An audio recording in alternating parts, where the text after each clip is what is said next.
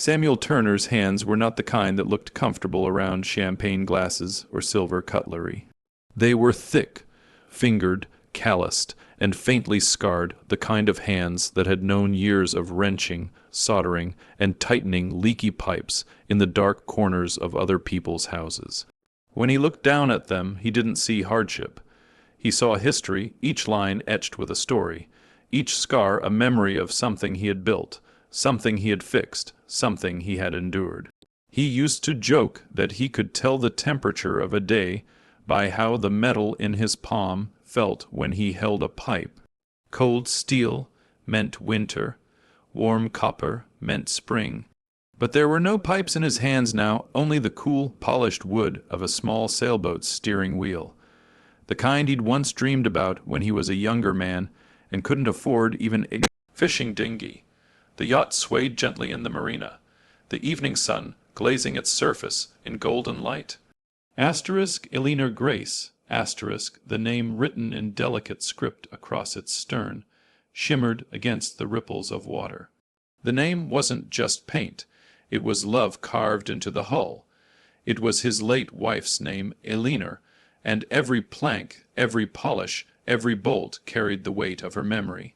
It had been 10 years since she passed away, yet Samuel could still hear her laughter when the wind touched the sails.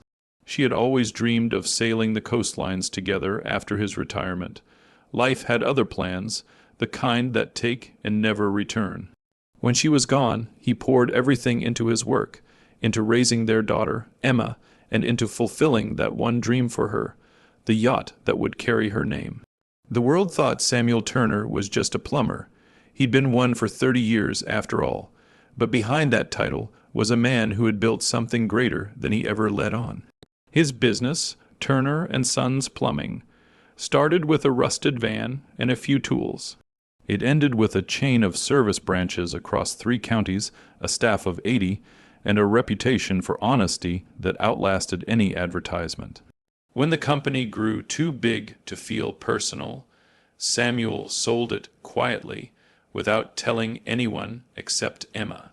The sale made him a wealthy man, though he didn't live like one. He still drove his old pickup, still mowed his own lawn, and still fixed his neighbors' leaks for free.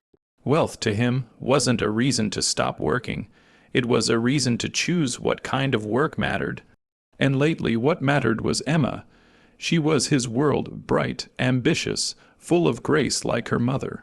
He'd raised her alone after Eleanor's passing, working long nights and early mornings so that Emma could have piano lessons, school trips, and dreams larger than their little town could contain.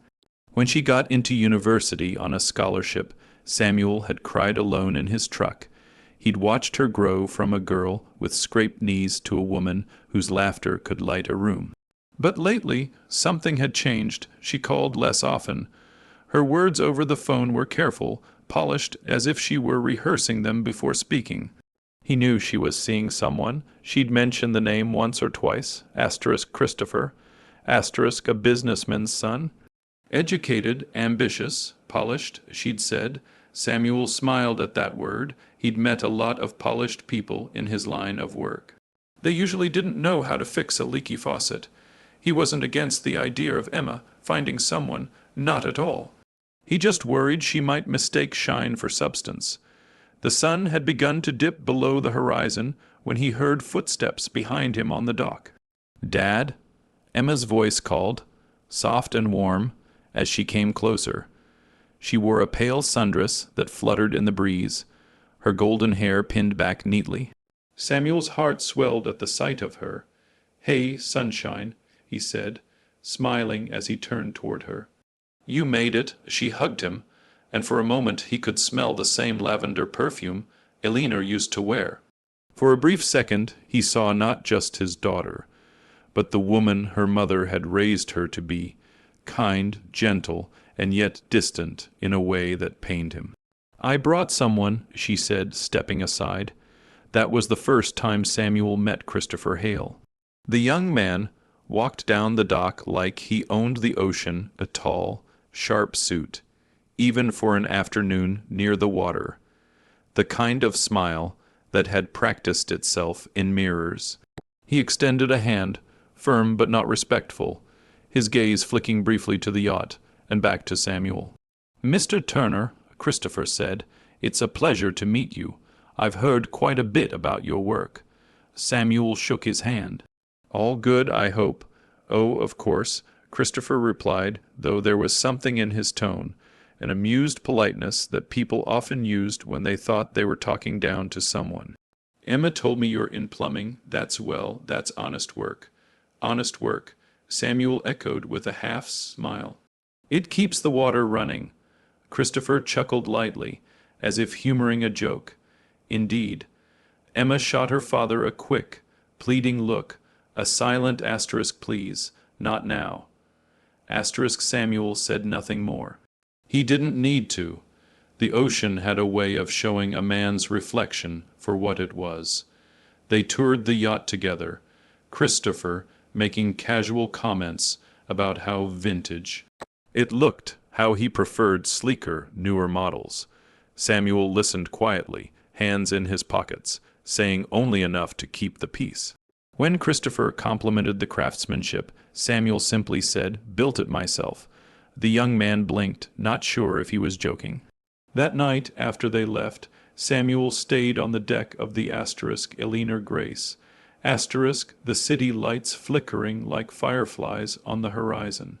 He felt the ache in his chest, not from age, but from understanding. He had always known that one day, the world his daughter entered would not understand the world he came from.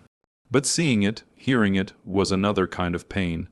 He touched the rail of the yacht gently, his thumb tracing the grain of the wood.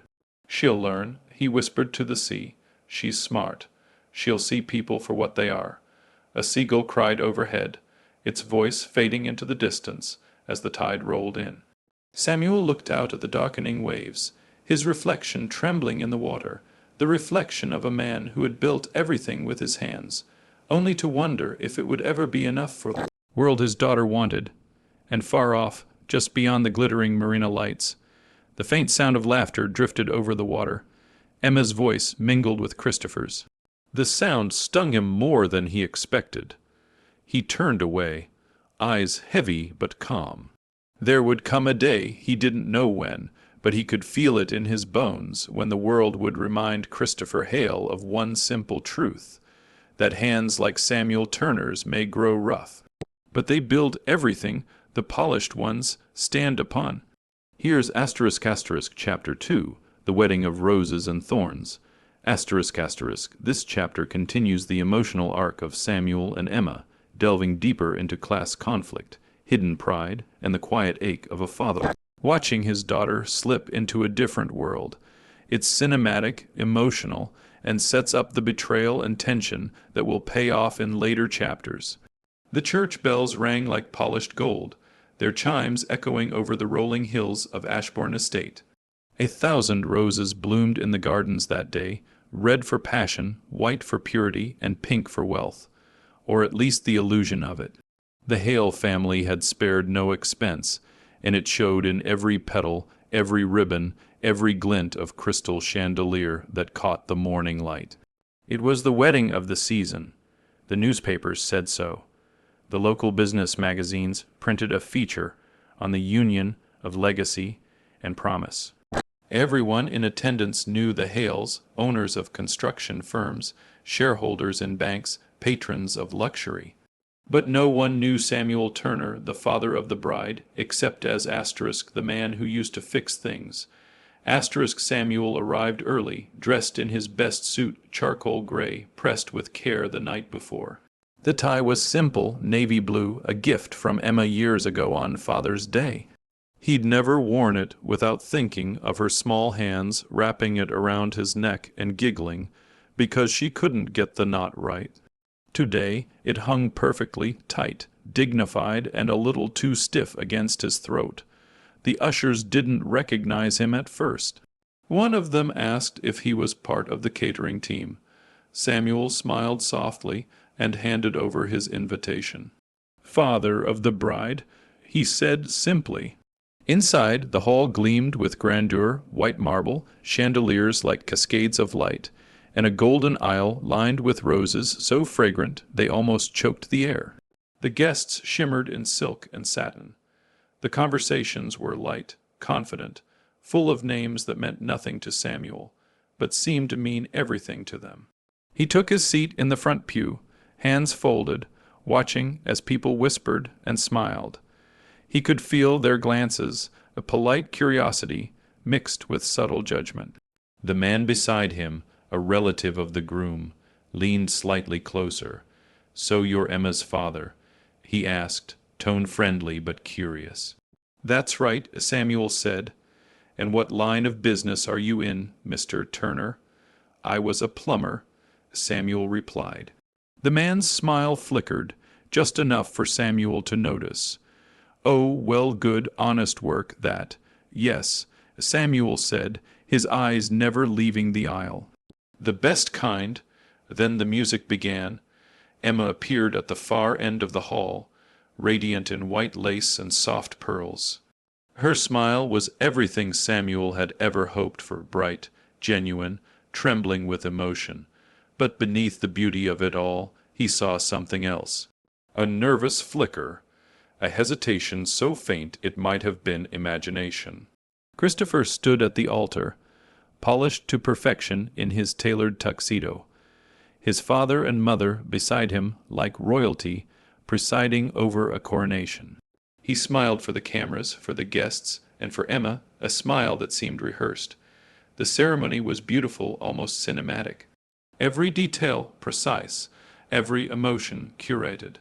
But Samuel couldn't shake the feeling that somewhere beneath the glitter and applause, something fragile was being lost, something that couldn't be bought with all the Hale family's gold. When the vows were spoken and the kiss sealed their promise, the guests rose in thunderous applause. Samuel clapped too, tears glinting in his eyes, though he wasn't sure if they were tears of joy or sorrow. The reception was held on the Hale estate, a grand mansion with manicured lawns and servants who moved like whispers. Tables of crystal and silver filled the courtyard, and champagne flowed like a river. The speeches began soon after the toasts, each more eloquent and extravagant than the last. When it was Samuel's turn to speak, Christopher's father introduced him warmly, though there was an edge of patronization in his tone. "Now," he said into the microphone, "let us hear from the man who raised this beautiful young woman, proof that no matter where you come from, dreams can indeed reach high places." The crowd chuckled politely. Samuel rose from his seat, steady, calm, and walked to the stage. He stood behind the microphone, eyes moving over the sea of faces that waited with polite anticipation. "I'm not much for speeches," he began. "I've spent most of my life under sinks and behind walls, fixing things people usually don't notice until they break. But today," his gaze turned to Emma, "today, I see something worth noticing." Laughter, soft and kind, rippled through the guests. "Emma," he continued, voice steady but tender, "you were my reason to keep going when your mother passed. You taught me that love doesn't always need to be grand to be strong.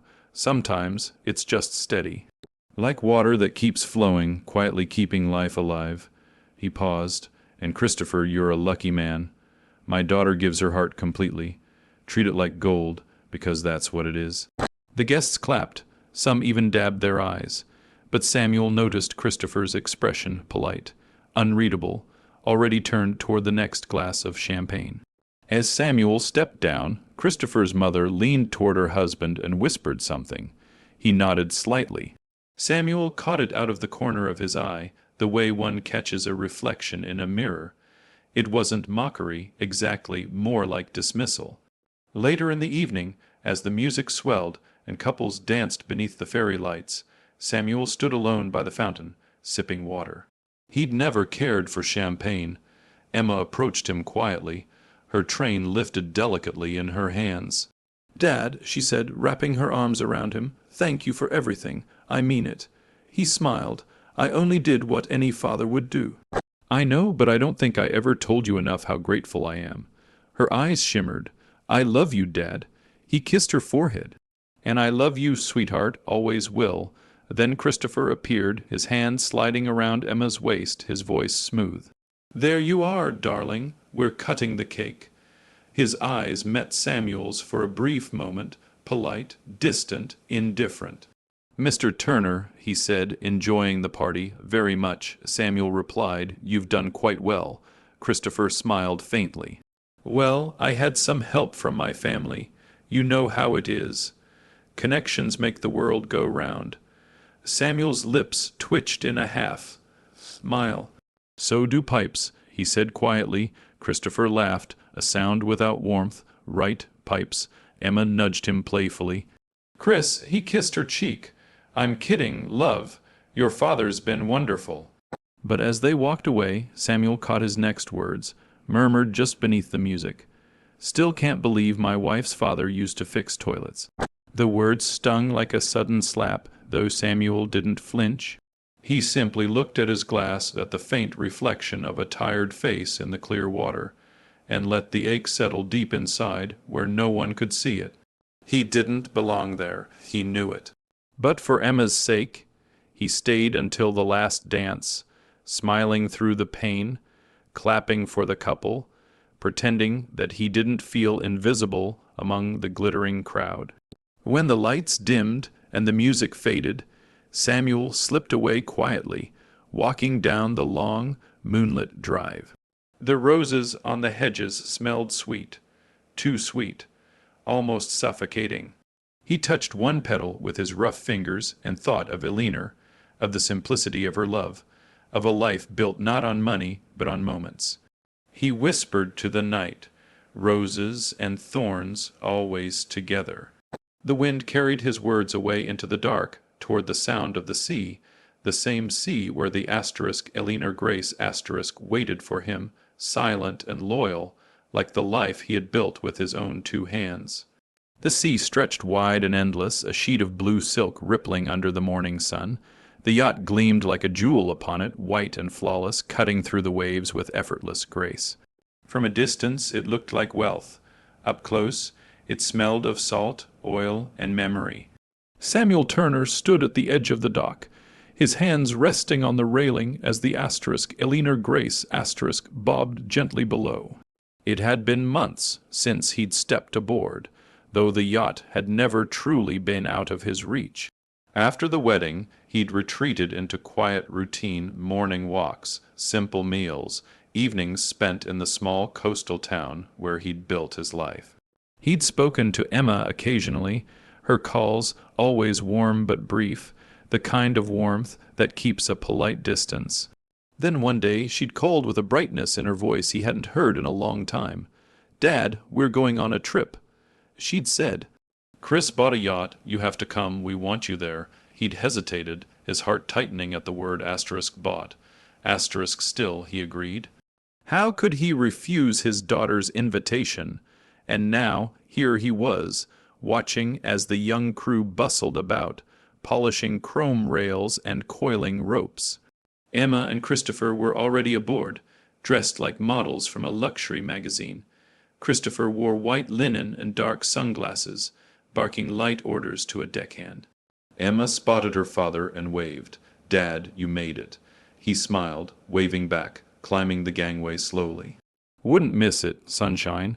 As his boots hit the deck, something inside him stirred, a strange mixture of nostalgia and ache. Every inch of this yacht was familiar. The hand, carved mahogany table, the bronze compass fixed beside the helm. The faint scratch on the railing near the stern, where Elinor once leaned too far trying to catch a falling hat. He brushed his fingers over it, the texture rough beneath his thumb. He remembered sanding that spot himself.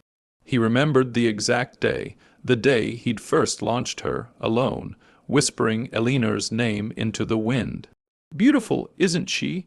Christopher's voice broke the silence. Cost a fortune. Best thing I've ever bought. Samuel turned, studying him. She's a fine vessel, he said evenly. Christopher grinned. Oh, you wouldn't believe the story. Apparently, some old guy sold it cheap through a broker, sentimental reasons, I guess. His loss my gain. Samuel's lips curved in a faint, unreadable smile. I suppose so. They sailed that morning across the coast, blue horizons and laughter echoing across the waves. Emma was radiant, hair blowing in the sea breeze, her joy almost enough to wash away the unease Samuel felt watching Christopher move about the yacht, like a man playing captain in a borrowed uniform. Lunch was served on deck, champagne, oysters, delicate dishes arranged like art. Samuel sat quietly, enjoying the taste of salt air more than the meal. He listened as Christopher boasted to his friends about business deals and investments, using phrases that sounded like borrowed confidence. It was around 2 in the afternoon when one of the guests, a young woman in oversized sunglasses, mentioned something about the water pressure in the lower cabin. "Chris," she called, "the tap in the bathroom is dripping. It's driving me crazy." Christopher sighed dramatically. "Ugh, these things always have issues. I'll call the maintenance service when we dock." Samuel set down his glass. "I can take a look," he offered simply. "Might just be a loose washer." There was a pause, the kind that fills a room when someone says something the others think they shouldn't. Christopher turned toward him, amusement flickering across his face. "No, no, it's fine, Mr. Turner. We don't want to trouble you with that sort of thing." Samuel smiled faintly. "It's no trouble. Old habits die hard." Christopher laughed lightly, the sound sharp as glass. "Oh, I'm sure. But really, plumbers have no place here." The words hit harder than they should have. For a second, the sea seemed to hush, the laughter of the guests dimming under the weight of silence. Emma froze, her face paling. "Chris," she murmured. "Don't." Samuel didn't move right away. He simply looked at Christopher, long, steady, calm. The kind of look a man gives when he sees not just a person, but their whole reflection, arrogance, ignorance, and all. Then, without a word, he stood up, walked past the table, down the narrow staircase to the lower deck. The guests exchanged awkward glances. Emma started to rise, but Christopher waved it off with a shrug. "He's probably taking it personally," he muttered. "These blue-collar types are sensitive about status." Down below, the light was dimmer. The yacht hummed with the deep rhythm of its engines, and the faint drip, drip, drip of the leaking tap echoed against the walls. Samuel knelt beside the sink, turned the handle, and felt the resistance. He could fix it in seconds, muscle memory guiding every move. He unscrewed the joint, replaced the small rubber washer from his pocket, a habit of decades. He always carried spares, and tightened it again until the leak stopped. The dripping ceased. Silence, perfection. He stared at the tap for a moment, watching the stillness of the water. Then he stood and looked at his own reflection in the mirror. A man with gray hair, seat, and skin, and eyes that had seen too much. A man who'd built, repaired, loved, and lost, and still carried himself with quiet pride. He took a deep breath and climbed back up the stairs. The laughter stopped when he emerged on deck. The sunlight struck his face, his shadow stretching across the pristine white boards. Christopher glanced up, raising an eyebrow, got it fixed. He asked, his tone almost teasing. Samuel looked at him, really looked at him. Then, slowly, he walked closer, his boots heavy against the deck. "Yes," he said quietly, "all fixed." "Good," Christopher replied, smirking. "Maybe I should keep you around. Every yacht needs a good handyman." The guests chuckled. Emma's eyes filled with silent pleading, shame flickering across her face. Samuel's jaw tightened, not in anger, but in something deeper. Sadness, disappointment, resolve. He reached into his pocket, pulled out the small silver key he always carried, the master key to the yacht's private cabin, and laid it on the table in front of Christopher. "Before you call me your handyman again," he said, voice low and steady, "you should know something." Christopher blinked, still smiling faintly. "Oh, and what's that?" Samuel met his gaze squarely, calm, unwavering, full of quiet thunder. "This," he said, tapping the table gently, "is my yacht." Silence. Complete and absolute. The sea itself seemed to hold its breath. Christopher's smile faltered. "What?" I said. Samuel repeated every word measured. This is my yacht, the asterisk Eleanor Grace. Asterisk I built her, I named her after my wife, and when I sold her through a broker, I made sure she would remain registered under my holding company, the title's still mine. Emma's hand flew to her mouth. The guests looked between them, stunned. I let it go. Samuel continued, because I wanted my daughter to be happy, because I thought maybe you'd make her world better. I thought maybe you'd treat what you had with respect. But I see now, you don't respect what's built, you only respect what's bought. Christopher's face turned pale. He opened his mouth to speak, but no sound came. Samuel stepped back, the wind tugging at his jacket, the sun glinting off the water behind him. His voice softened, almost tender. You see, son, there's a reason men like me exist.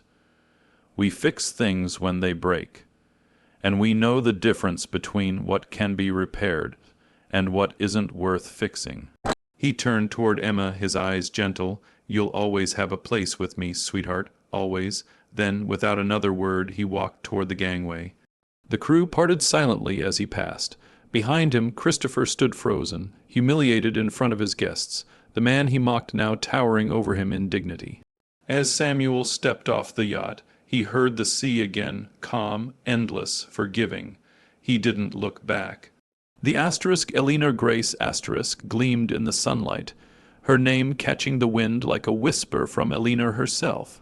For the first time in years, Samuel smiled, not out of pride, not out of revenge, but out of peace. Because sometimes the sweetest kind of revenge is simply knowing you were right all along. The sky had begun to turn silver, the horizon melting into soft streaks of orange and blue. The wind carried the scent of salt and seaweed, and the world seemed to hold a long, heavy silence, the kind that follows truth when it's finally spoken aloud. Samuel Turner walked down the dock, the sound of his boots echoing softly on the wooden planks. Behind him the asterisk Eleanor Grace asterisk floated like a ghost of the past, still gleaming, still proud, though the laughter and music that once filled her decks had vanished. He didn't look back. He didn't need to. Some moments were meant to be left behind, sealed in the air like a scar that no longer bleeds. When he reached the end of the dock, he stopped, resting his hand on a piling. The sea rippled around him, catching the last glimmers of light. For a moment he saw Eleanor's reflection there, not her face, but her presence, quiet and steady.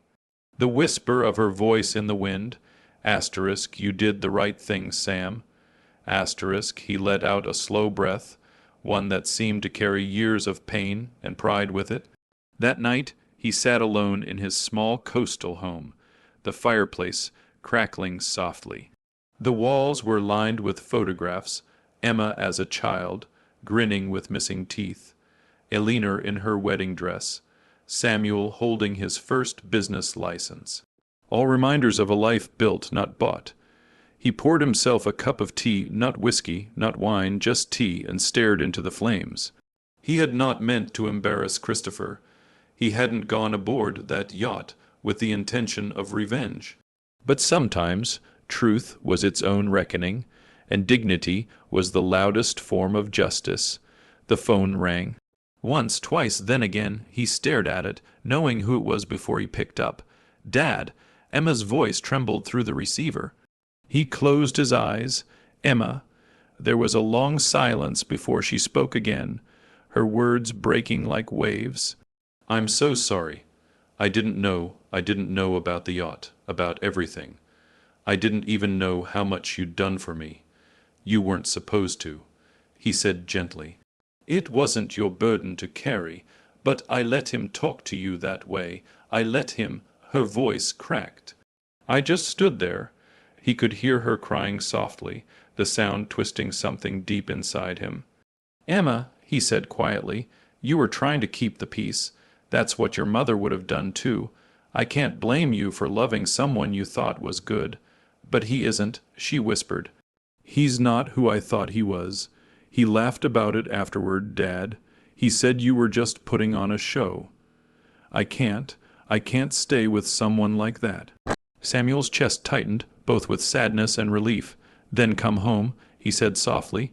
"You always have a place here." For a long moment there was only silence. Then she whispered, "I'm coming." Weeks passed before she did. When she finally arrived, it was a gray morning, the kind where the sea blended into the sky, and the world felt like it was holding its breath. Samuel stood on the porch as the car pulled up the gravel drive. Emma stepped out, wearing a simple coat, her hair tied back, her eyes red but clear. She didn't speak at first, just walked up to him and threw her arms around his chest. He held her close, his hand smoothing her hair the way he used to when she was a little girl. Neither said a word. There was no need to. Forgiveness, when real, doesn't need explaining.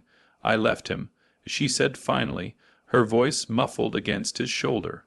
"I told him I couldn't live with someone who didn't respect my family or himself." Samuel nodded. "I'm proud of you. I feel like I've lost everything," she whispered. He smiled faintly. "You've lost what wasn't worth keeping." She looked up at him, tears shining in her eyes. "And what do I do now?" "Start over," he said simply. "That's what Turners do. We build again." That evening they walked together to the marina. The Eleanor Grace waited, her hull gleaming faintly under the silver light of dusk. Emma hesitated at the edge of the dock. "Dad," she said softly, "you never told me why you named her after Mom." Samuel smiled, looking out over the quiet water. "Because she was the only thing I ever built that was truly perfect." Emma's hand found his. "Can we sail her? Just for a little while." He nodded, and together they stepped aboard. The yacht came alive under his touch, the engine humming like an old friend awakening. The wind lifted their hair as the vessel glided out of the marina, cutting through the silver-tipped waves. Emma leaned against the railing, the wind brushing tears from her cheeks. "I used to think the sea was too big," she said.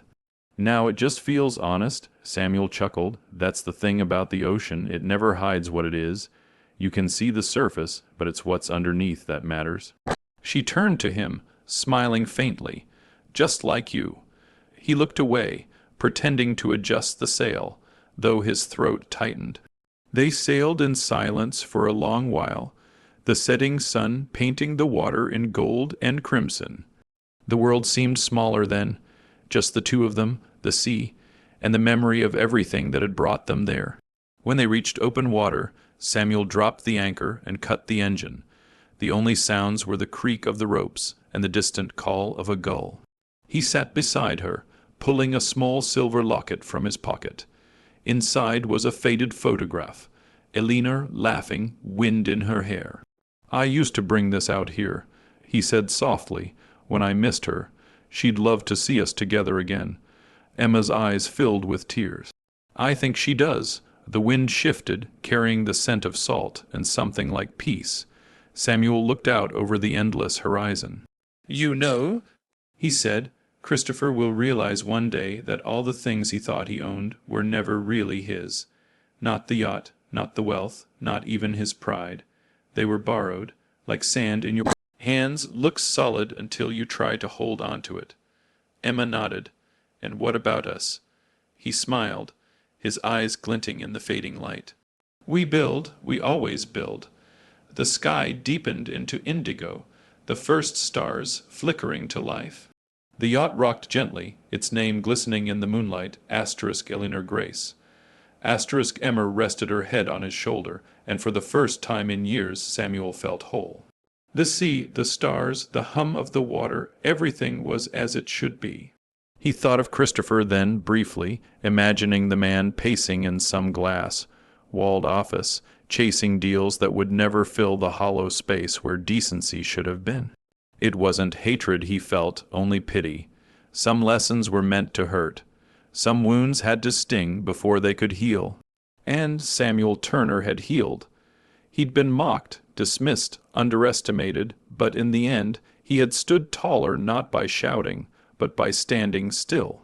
The sweetest revenge, he realized, was not in taking something away from another man. It was in keeping everything that mattered: dignity, love, peace, and the quiet pride of a life honestly built. As the tide rose around them, the stars reflected in the water like scattered silver. Emma whispered, "It's beautiful." Samuel smiled, his voice low and steady. It always was. And together, beneath the salt and the silver of the night, father and daughter sailed on, leaving behind a world obsessed with wealth and walking hand in hand towards something far greater. Asterisk, asterisk, truth. Forgiveness and the kind of love that never sinks. Asterisk, asterisk.